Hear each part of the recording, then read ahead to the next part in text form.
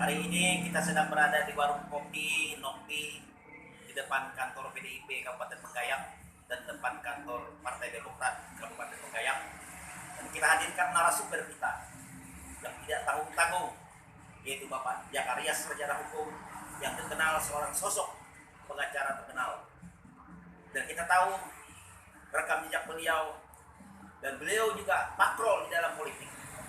Untuk itu kami ingin bertanya seputar pilkada yang ada di Kabupaten Bengkayang dan bagaimana melihat secara hukum. Selamat pagi Pak Jakariyas. Pagi juga Pak. Kalau Anda melihat dengan perputaran politik yang terjadi di Kabupaten Bengkayang saat ini, tentunya sangat-sangat kita ragukan keamanannya gitu Pak Jakariyas. Ya, justru berbagai kandidat yang 4 kandidat ini sepertinya saling panas di media sosial gitu. Ya. Kira-kira bagaimana kacamata hukum dari Pak Jakariyas menilai itu? Ya. Kalau kita melihat potensi untuk terjadinya masalah di ke depan itu memang ada. Tapi itu skalanya agak kecil. Kenapa agak kecil? Karena antar kandidat itu saling mengenal, kemudian jumlahnya 4. Jadi peluang untuk terjadi potensi permasalahan, keributan dan sebagainya itu kecil kemungkinan. Kecil. Kira-kira apa yang harus disampaikan oleh Pak Jakariyas yang juga pakrol menguasai politik dan Saya berharap semua kandidat bisa menjaga diri, menjaga masanya supaya jangan terjadi keributan. Kita mau pemilu Bengkayang tahun ini pemilu damai, kita keluarga besar Bengkayang, mari kita bangun Bengkayang, kita akan Bengkayang kondusif. Karena apabila Bengkayang tidak kondusif, yang rugi kita semua. Dan kemudian semua masyarakat yang punya hak pilih, gunakanlah hak pilihnya sebaik mungkin. Karena kalau kita tidak menggunakan hak pilih kita rugi. Jadi saya berharap semua lapisan masyarakat, mari kita menjaga situasi kondisif daerah kita. Mari kita buktikan kepada dunia luar, sama orang luar, bahwa Bengkayang adalah suatu kabupaten yang harmonis, kondusif, dan punya nilai-nilai kekeluargaan yang cukup tinggi. baik Pak Jakariyas, di sini juga kita ini kan menerima masukan-masukan isu dan isu itu kan tidak bisa dipertanggungjawabkan secara hukum ya Pak. Ya, betul. Jadi di sini ada titik-titik yang dikategorikan bahwa rawan dari pertikaian berkaitan dengan pilkada ini. Kira-kira mungkin Pak Jakariyas sudah bisa mendeteksi daerah-daerah mana saja, di mana saja kira-kira yang kita perlu antisipasi ini Pak? Kalau kita melihat potensi itu besarnya di daerah pesisir. Karena pesisir itu kan antar kandidat itu hubungan keluarganya masih tidak ada. Kalau di sini daerah pegunungan, semua kandidat yang ikut bertanding ada hubungan keluargaan. Nah, kalau pesisir kan Makata itu basisnya Muslim mayoritas, kemudian kebetulan memang para kandidat ini kan rata-rata bupatinya lah ya, tapi orang Kristen saya, jadi hubungan keluarga sangat dekat. Jadi yang berpotensi itu di kepulauan lah, tidak pesisir.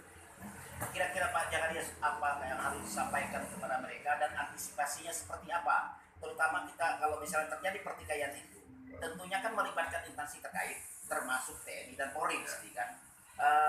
Sebagai orang yang pakrol di bidang hukum dan pakrol di bidang politik dalam hal ini, kira-kira seperti apa yang harus disampaikan kepada warga masyarakat di sana Pak? Jadi untuk mengantisipasi masalah itu, kita melibatkan semua komponen Pak, komponen kepolisian, komponen TNI, kejaksaan, maupun misalnya dari kelompok masyarakat, tokoh masyarakat, harus bisa jeli melihat kemungkinan-kemungkinan yang mungkin terjadi. Jadi segera diantisipasi. Kalau misalnya ada suatu gerakan atau sikap kelompok-kelompok tertentu yang mencurigakan, segera laporkan kepada pihak yang berwenang. Sehingga pihak berwenang segera mengantisipasi persoalan itu sehingga barang tidak berkembang. Ini kan ada isu yang berkembang nih Pak Ya. Jakariyas, ada isu yang berkembang bahwa di dalam penyeleksian mencari atau untuk menetapkan para calon ini dan nomor 1, 2, dan 3, dan 4 ini kan ada isu tersebut mengatakan salah satu kandidat ini yang digugurkan. Ini kan merupakan salah satu hal yang sangat krusial nantinya, dan ini juga akan berdampak kepada keributan di sini. Kira-kira dalam hal ini kalau dilihat dari sisi hukum, kalau misalnya mereka itu sampai merusak dan sebagainya, kemudian anarkis, Itu kan isu Pak. ya, Jadi belum bisa ditanggungjawabkan. Ya. Juga orang-orang seperti itu yang menjebak isu seperti itu, laporkan.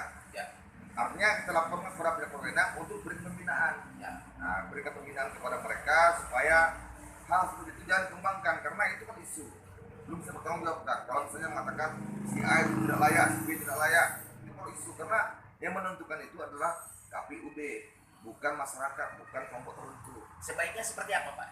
Sebaiknya masyarakat berdiam diri saja, biarkan proses berjalan. Nanti KPU yang menyeleksi apakah layak atau tidak yang keempat ini.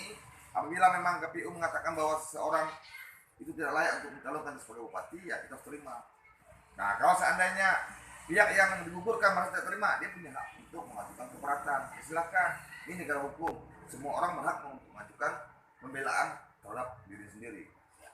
Baik, Pak Jakarias, dalam konteks ini kita juga selalu selalu menerima satu masukan gitu kan, di berbagai aspek. Kadang-kadang yang selama ini mempermainkan medsos atau media sosial dan terus bermedia sampai saat ini berkaitan dengan pilkada ini kan.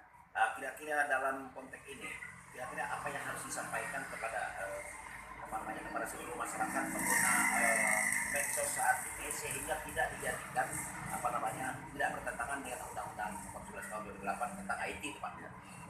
Jadi kita berpesan pada masyarakat supaya bermedsoslah sesuai dengan etika kita.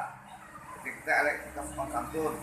Etika budaya kita adalah budaya kekeluargaan, budaya kita adalah budaya kebersamaan. Mari kita bermedsos secara sopan, santun. Karena apabila kita bermedsos yang tidak santun, yang merugi kita sendiri. Artinya kita harus menghormati paradigma hukum di sini atau supremasi hukum di sini sehingga kita jangan terjebak Pak ya. Ya, betul Pak. Baik pemirsa, itu saja yang kami sampaikan hasil wawancara kami dengan Pak Jakarias, pakar hukum dan pakar politik juga di sini ya kan. Jadi saran dan masukan beliau di dalam konteks hukum dan konteks politik justru tidak diragukan. Tidak tanggung-tanggung, inilah Pak Jakarias. Dan hari ini kita mengucapkan terima kasih atas masukan dan sarannya kepada warga masyarakat agar warga masyarakat selalu tetap patuh kepada aturan dan mengedepankan supremasi hukum serta menghargai adat istiadat setempat. Terima kasih.